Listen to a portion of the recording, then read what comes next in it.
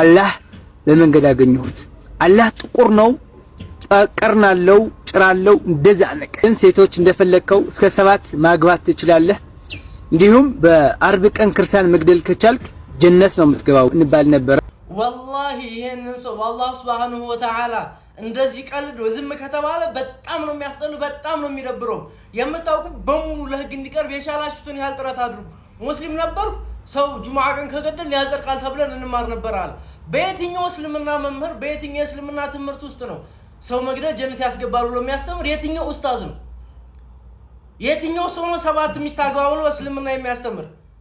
እንደዚህ አይነት ቅጥፈት የሆነ ሰው እስልምና ላይ መጥቶ ሲያወራ ያማል።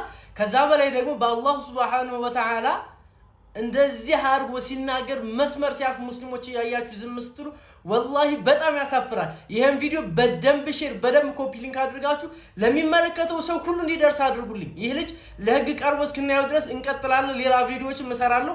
መስራት የምትችሉ ከቻላችሁ ቪዲዮ ስሩ። ሁላችሁም እምነቱን ማስተማር ሲገባው በሌላ ሰው እምነት ላይ ገብቶ ሌላ ነገር ማውራቱ ሲያንሱ ደግሞ በአላህ Subhanahu Wa Ta'ala እንደዚህ ሲያወራ ወላሂ ሙስሊሞች ዝም የምትሉ ከሆነ በጣም ያሳፍራል። በደንብ ሼር በደንብ ኮፒ ሊንክ አድርጋችሁ ቪዲዮ ቫይራል እንዲሆንና ልጁ ለህግ ቀርቦ እስክናይ ድረስ አብራችሁን ከጎናችሁ ሁኑ።